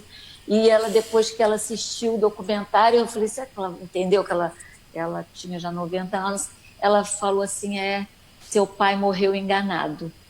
Então, ela percebeu, né, como que se deu aquele processo político de higienização no governo do Getúlio, né?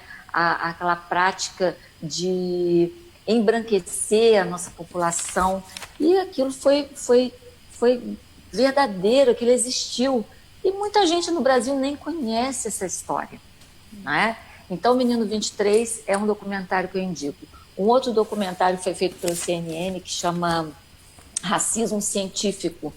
É um documentário muito bom, que eu sempre passei para os meus alunos, porque ele mostra como que o racismo ele veio sendo trabalhado, né, com aquela pseudociência, né, nos Estados Unidos, dos Estados Unidos para a Europa, da Europa para o Brasil e para outros países, né, grupos, né, indianos, né, porque às vezes as pessoas não percebiam que os indianos também são considerados o grupo negro, um grupo que tem uma pele muito escura, né, e foi também oprimido e foi dominado, né, pelo Império Britânico. Então, esse documentário também é muito bom, porque dá uma noção, uma conjuntura assim, de uma forma geral, né, mundial, do que representa esse racismo no mundo inteiro, né?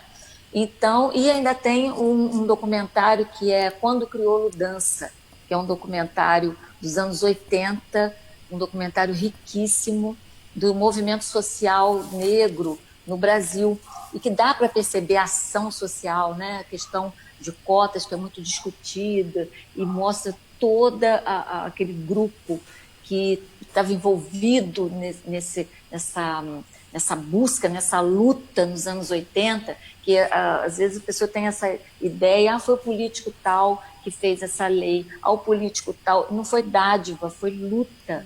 Então, Quando o Crioulo Dança, é um documentário que ele é imperdível, principalmente para quem não vai fazer um curso de história, para quem já está fora da escola, né? Ou quem está querendo aprender um pouco mais, né? Igual a Carol estava falando, que vamos dizer assim, é um compromisso dela, tá? Então, é isso, José. Isabela, muito obrigada. A gente já tem aqui para divulgar 3 livros que a Carol indicou e 3 documentários. Depois, quem tiver, e a gente vai publicar isso nas redes sociais, a Denise, lá do Vale Verdejante, já está dizendo aqui que ela quer esses livros lá na biblioteca do Vale Verdejante, que ela da dica dos documentários. A Haddad, uma professora querida, está dizendo aqui, mais uma noite de grande aprendizado. Gente, e o Wendel está com dificuldade, ele perdeu a conexão, eu estava conversando com ele aqui, ele não está conseguindo entrar de jeito nenhum. Então agora a gente vai partir aí para ter uma fala aqui do Miqueias Vandré. Só quem é pai sabe como é difícil educar seus filhos para não ser agressivos por conta do racismo. É isso, é um depoimento de um pai. E agora a gente vai partir para as nossas palavras de encerramento, né?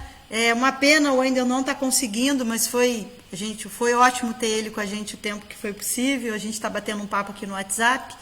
E aí eu vou começar, Camila, com as suas palavras finais de encerramento. Bom, vou iniciar aí falando desse documentário que a Isabela falou, que eu assisti, e hoje é uma ferramenta que eu utilizo muito com os meus alunos. Eu gosto muito da gente usar a arte, né, para a gente discutir com os jovens. Eu acho que é uma forma muito mais atrativa. E é muito interessante a gente ver como eles desconhecem, né? Muitos estão estudando, alguns já terminaram, estão dentro da faculdade, e eles desconhecem essa realidade. Então, de fato, é um compromisso dentro das aulas que eu tenho com eles, a gente dialogar muito sobre essa realidade e fazer com que eles desenvolvam vários projetos em cima disso, né? Então, aí você falou sobre as questões de política pública. Eu acho que o primeiro ponto é a gente valorizar a questão da nossa educação, né? Da educação, sobretudo pública, porque é o que a maioria da população tem acesso. Então, não adianta muitas vezes a gente ficar preso, a gente precisa criar políticas públicas, mas a gente não valoriza as políticas públicas que a gente já tem.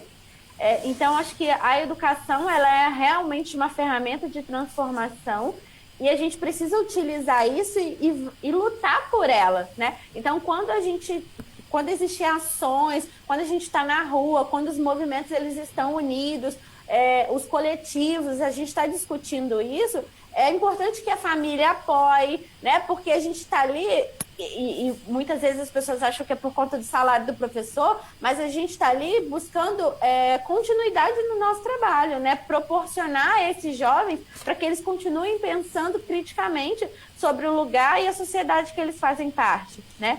Então, eu acho que sair desse senso comum, eu acho que é o ponto central, porque foi um ponto muito importante no meu processo de formação e após esse processo de formação.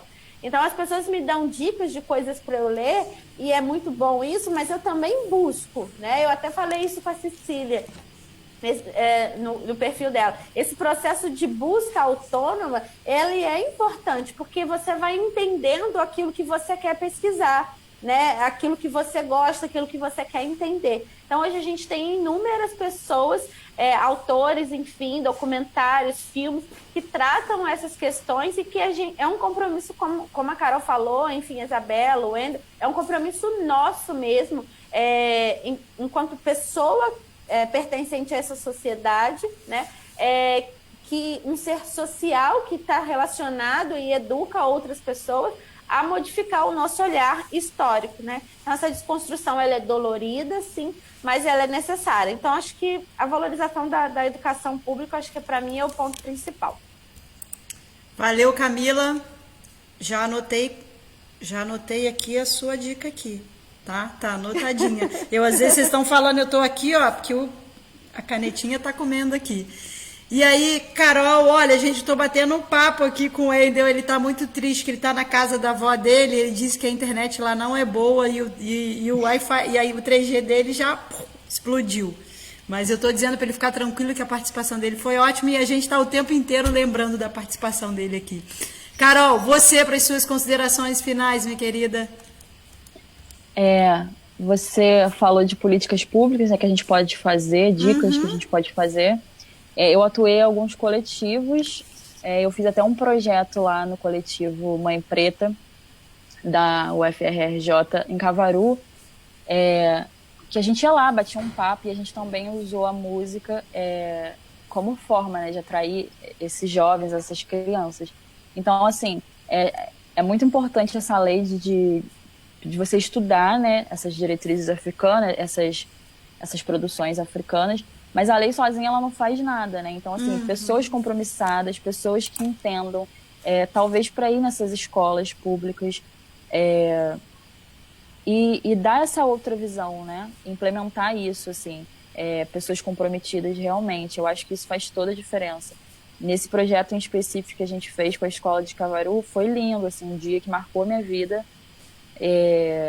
Foi incrível, assim. Infelizmente eu não pude continuar, não sei se o coletivo voltou lá, mas assim, a biblioteca que a Denise falou, uma biblioteca linda, a gente fez uma dinâmica incrível e, enfim, tudo é educação, né? Por isso que eu friso muito das pessoas terem esse acesso, terem o direito à educação, para elas começarem a se entenderem e começarem a reivindicar, para a gente mudar essa estrutura, essa sociedade. Foi um prazer estar aqui com a Camila, que eu já conhecia, querida, faz parte do meu grupo de estudo. A Isabela também, conheço a filha dela, queridíssima. O Wendel, lindo, assim, o relato dele, humano, assim, lindo, lindo. Foi um prazer, Gi. Quase que eu não aceitei, ainda bem que você insistiu, né? Carol, coisa de coração de mãe. A Isabela sabe o que é isso. A gente vai conseguir. Muito obrigada por você estar aqui. Isabela, você para as suas considerações finais. Então, eu também, né, quero te agradecer, Gisele, porque é como a Carol falou, né? Quem está realmente envolvido nesse processo quer estar sempre divulgando, falando sobre isso, tentando ajudar de alguma forma. Então, até no coletivo Mãe Preta, eu ajudei no processo de organização do, do projeto que elas estavam organizando. Fui lá na Rural e 2 vezes participei de palestra. Elas pediram para mim poder explicar quem era a Mãe Preta, então eu participei, tirei aquela visão romântica, né, da babá e da ama de leite e apresentei para elas a realidade do que era uma mãe, né, desse filho arrancar dos seus braços e amamentar e não ter leite para o seu filho. Então, uma visão nova, né, que eu consegui através dos meus estudos também, né, e foi tão interessante que elas tinham colocado a Mãe Preta, o busto da Mãe Preta, que tem lá na vila, como o símbolo, né, do coletivo. E depois que eu fui lá e apresentei isso, elas mudaram, né, você vê que a arte, né, pegaram uma pessoa que desenhava muito bem e fizeram uma mulher negra grávida e na barriga um alvo.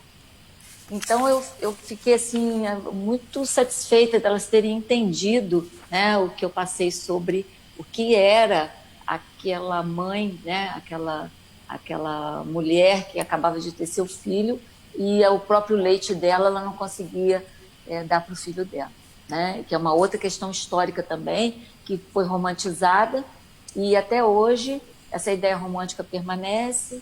Então é sempre bom a gente abrir os olhos, né, para a realidade, né, social brasileira e como ela foi construída, a violência que existe em todo esse processo histórico, para a gente entender também a sociedade em que a gente vive, né, que é uma sociedade realmente muito violenta. Agora, essa questão da identidade negra é uma identidade que ela tem que ser trabalhada, construída, né, valorizando, né, essa diferença. Né? A diferença ela tem que ser valorizada. Agora, é uma diferença que tem que ser percebida sem desigualdade. A luta para você aceitar que você é diferente, mas que você não precisa ser desigual. Você tem que ter igualdade de direitos, como todos, né? Todos nós temos igualdade de direitos. Né? Então, você é diferente, mas você, por ser diferente, você não precisa ser tratado de forma desigual, como é na nossa sociedade. Então, é a gente dotar essa diferença de força política, de valor social, de pujança cultural, como a gente está vendo esses 3 jovens, né? O Wendel, a Caroline, a Camila, né? Eles estão dotados dessa força. Então, isso é muito positivo. Então, assim, o que nós avançamos nas políticas públicas, nós estamos avançando, é um trabalho de formiguinha, é um trabalho de formiguinha, mas a gente precisa que pessoas, né, brancas como você, Gisele, que falar, eu não tenho lugar de fala, mas é importantíssimo porque a educação para as relações étnico-raciais, ela é o nosso objetivo. Ninguém está aqui para poder dividir os grupos, mas é ao contrário, é unir os grupos, não é? Então, essa união e isso que você está fazendo, né, trazendo a fala de pessoas negras e querendo ouvir e querendo participar, é essa educação para as relações étnico-raciais que a gente está querendo avançar. Né? E a gente precisa de pessoas que se interessem por esses assuntos, mesmo porque isso é a nossa história. Né? E a nossa história não está sendo contada, ela foi apagada, ela foi esquecida. Né? Todo o meu projeto, né, de mestrado e doutorado foi contar a história dos libertos da colônia agrícola em Três Rios, foi um esforço muito grande para tirar essa história do esquecimento, porque ela foi uma história apagada dentro da história de Três Rios. Né? Eu que vim trazendo e lutando e levei para a USP, levei para a UERJ, levei para a UFRJ, levei para onde eu conseguia chegar com essa história, através de congresso e tudo, eu cheguei. E como a Carol está falando, o colégio, né, o Lions, que eu trabalhei aqui em Paraíba, me chama para participar, eu vou lá, participo. A Rural, o coletivo me chama, eu vou. Então, qualquer lugar que me dê voz e fala, eu vou estar lá colaborando. Então, nunca neguei, em momento nenhum, mostrar um pouco do meu trabalho e mostrar um pouco do meu conhecimento e ajudar nessa construção, né? Que é um comprometimento mesmo. A gente se sente parte desse processo porque os meus antepassados, né, vieram todos de uma história agrária, escravista, né? Minha avó era descendente de negros escravizados e toda a família da minha mãe passou por aquele processo, né, de exploração no pós-abolição, né, de trabalhar sem carteira assinada, trabalhar em troca de alimento, de uma casa para morar e de como se fosse criado naquela família. Então, eu estou muito envolvida no processo histórico da sociedade brasileira. Então, a gente percebe assim, a gente tem que ver que você é sujeito da história. Então, como você é sujeito da história e seus antepassados viveram aquilo, você agora tem participação na sociedade que você está ajudando a construir. Tá bom? Então, muito obrigado. O que eu puder fazer em termos de divulgar, falar, participar de discussões como essa de hoje, me fazem muito bem. Tá? Então, eu te agradeço e adorei conhecer o Wendel, que eu não conhecia, gostei da sua fala, tá, Wendel? A Camila, ela é uma aluna muito querida, né? Inclusive, a gente foi em Valença junto para ver a discussão lá e participar da discussão do documentário Menino 23, na Faculdade de Pedagogia de Valença, né? E a Carolina, eu conheço ela, então, lá da Rural. Tá, Gisele? Você, minha amiga querida, né? Eu espero que nós estejamos juntos aí. Tá bom? Tá joia, querida. Muito obrigada por mais essa aula, essa contextualização histórica que você traz pra gente. Wendel, a gente está nas falas finais, a gente está muito feliz que você está de volta aqui para as suas considerações finais aí. Poxa, eu estou aqui na casa dos meus avós aqui, infelizmente a internet aqui caiu, cara. Eu consegui aí um pacote aí, consegui entrar com a internet de novo, mas é a luta que a gente passa, né? Eu que lute. Mas, cara, muito obrigado mesmo. Eu estou muito feliz de estar aqui, de conhecer cada um de vocês. Eu, particularmente, sou grato por cada palavra, por cada ensinamento aqui e por você ter aberto essa porta da gente trazer esse tipo de conteúdo, né, para a cidade, onde a gente vê que muito se precisa. E ver comentários de pessoas perguntando de como educar as crianças, mesmo lidando com professores racistas, coisas do tipo, isso é muito importante. A gente reconhecer que existem pessoas assim dentro das escolas ensinando, e como acho que cada um aqui já estudou nas redes públicas, estaduais, privadas, de Paraíba e 3 dias, sabe que existe, sabe que já tem professores ainda que a mente parece que estagnou ali, vamos dizer, né, que não conseguiu mais adquirir conhecimento para passar. E até é triste, porque a gente vê que são pessoas de grande futuro, né, de grande porte para estar ali, de grande respeito. Mas o bom desses pais por reconhecer esse tipo de coisa. Eu fico muito feliz mesmo por estar vendo isso. E desculpa eu que eu não pude responder as perguntas, é que, felizmente mesmo, parece que quando falou pergunta, saiu tudo, né? Correndo de vocês. Você correu aqui. Você não correu, aconteceu. Eu podia até, mas eu não estou nem conseguindo achar a pergunta, que era uma pergunta do Léo para você. Sabe o que é, Wendel? Lembrei. O Léo queria saber se você sofre ou se já sofreu preconceito pela sua cor nos seus espaços de trabalho. Você pode dar uma palhinha para nós? Show, Foi show. isso, foi essa pergunta o do Léo, Léo. pô. Léozinho. Aí? Léozinho que perguntou isso para você. Se você sofreu ou sofre. Essa foi a pergunta dele.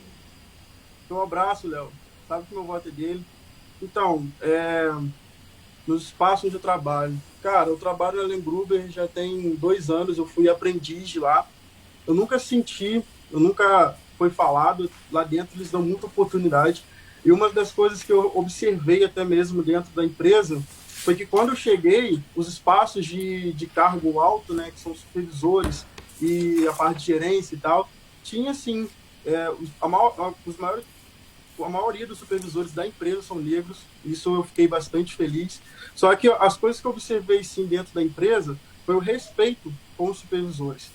As pessoas, muitas das vezes, elas esquecem que é uma pessoa ali, ela trabalhou para chegar ali, ela se esforçou, ela teve o mérito dela, e não pela cor, mas sim ela ainda trata ele mal pela cor que ele tem. E isso era muito nítido, que eles respeitavam mais aquele que tinha uma pele clara, a pele branca, do que aquele que tinha a pele escura. E isso, muitas das vezes, eu chegava a debater, eu chegava a falar, cara, por que você trata ele assim e o outro não? Aí a pessoa, na hora, se chocava e falava, não, eu não faço essa diferenciação. Eu falei, poxa, mas é tão nítido essa diferenciação que você faz, sim.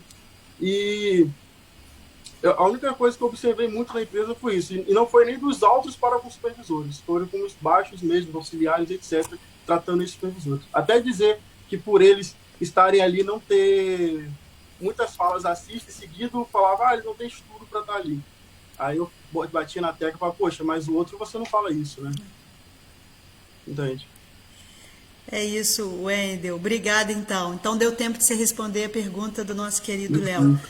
Eu agora vou fazer aqui também minhas palavras de encerramento e agradecimento. Depois a gente faz uma posezinha para tirar uma foto. A hora que eu falo foto, aí todo mundo se posiciona para a foto oficial. Antes disso, vou aqui, querida professora Haddad, que diz o seguinte, orgulho da minha profissão, agradecer Tânia, Reginaldo, Sandra Godoy, obrigada, que está parabenizando, Pedro Nascimento, Regiane, Leozinho, Ronária, muita gente, Ana Célia, muita gente participando, Jane está dando parabéns aqui, Isabela está mandando um abraço para você, Agnes também, Rosirene falando obrigado, parabéns pelo tema, enfim, tem muita gente aqui. Silvio Maciel, e eu agora vou fazer o seguinte, Isabela acho que saiu aí, eu vou tentar fazer uma junção de várias coisas que vocês falaram, não deu para anotar tudo, mas vai ser assim, eu copiei um pouquinho da fala de cada um de vocês. Vivemos uma sociedade onde a cidadania é inconclusa, e somente através da interação e do diálogo e da valorização da educação pública como maior espaço de acesso é que a gente pode possibilitar uma educação transformadora que saia do senso comum e que a gente pode também romper estereótipos. Entendendo que a educação e os espaços coletivos de representação da sociedade podem e devem ser usados para a gente mudar essa realidade através de pessoas extremamente comprometidas, ouvindo as diversas vozes para que possamos não construir políticas públicas, Camila, mas valorizar aquelas que já temos e que realmente estejam comprometidas com a diversidade da nossa sociedade.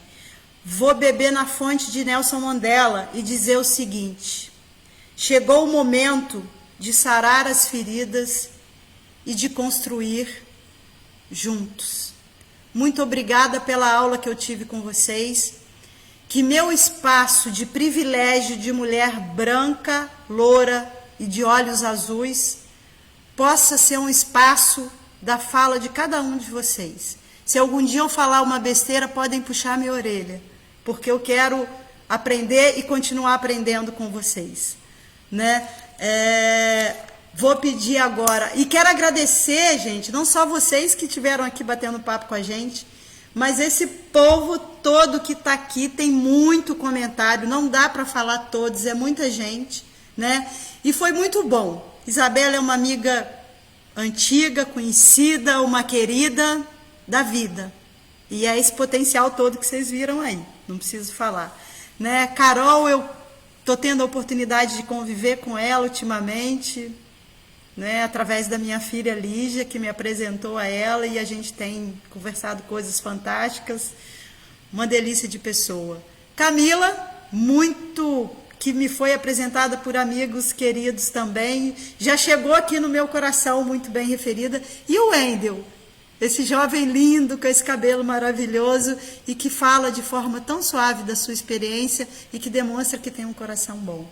Obrigada a cada um de vocês. Vou pedir aqui para a gente fazer a foto para pose. Vou pedindo ajuda aqui para o meu fotógrafo daqui. Nós vamos agora, ó, isso aqui depois é uma foto que a gente usa para as redes sociais. Vamos lá, vai agora. Foi. De novo agradecer vocês por estarem aqui, a todos que nos acompanharam e pedir o nosso querido Expedito para fazer a nossa despedida na linguagem dos sinais. Muito bom estar aqui com vocês.